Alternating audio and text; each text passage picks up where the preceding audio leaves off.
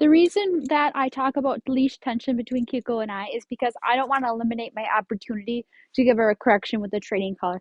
And a correction is just going to look like a strong bob. I'm going to say, Kiko, sit, and I give her that bob. So typically I give her a correction with the training collar when she hasn't listened the first time. And as I'm giving her the command the second time, I'm giving her that bob and saying the command.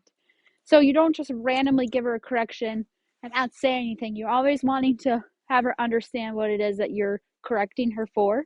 And so why the leash tension is so important is because if the leash is tight like this, I've eliminated my opportunity to give her that quick bop and release with the leash. So notice how my palm isn't facing the wrong way. My palm is facing the way it normally would sit. Kiko, sit. And I'm hanging on to that grip so that the leash is looping down towards her body and coming back up towards me. Kiko, heel. Good girl. Heel. Very good. So with the basics of training, what I want you to do is always come back to this fundamental foundation, which is just a sit, stay, come on leash, where I have full control.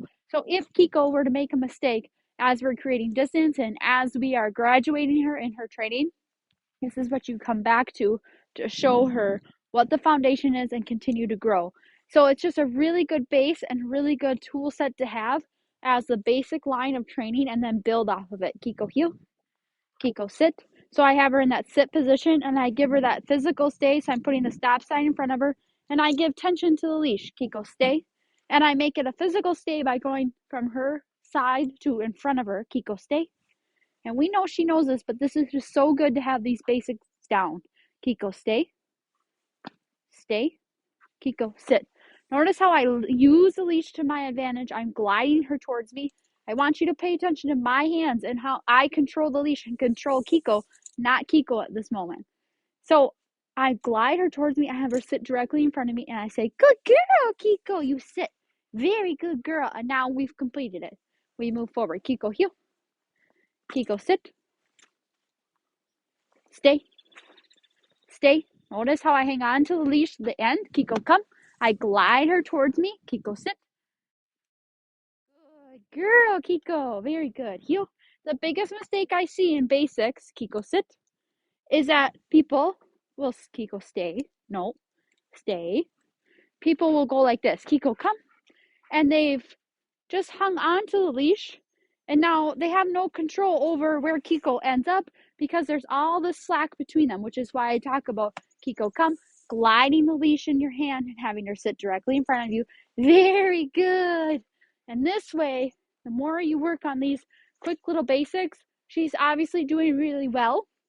So I graduate her, which just means I'm creating more space. I'm letting go of the leash, but the leash is still on her so that I can gain that momentum and control again if I would need to. Kiko, sit.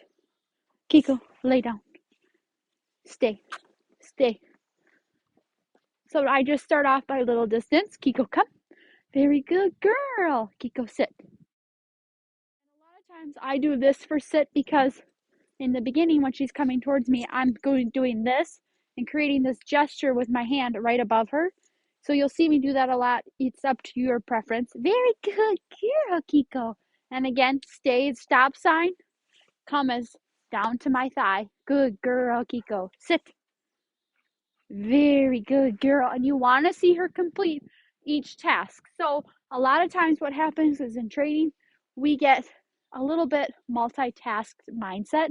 And the trick with training is to just bring it back down to what was the last command that I gave. If it was come, you make her complete the come all the way. If it was stay, you bring her back to where she was and have her in that stay position. So it's really simple, common sense, but it just takes a little bit of good practice to graduate her to the next stage.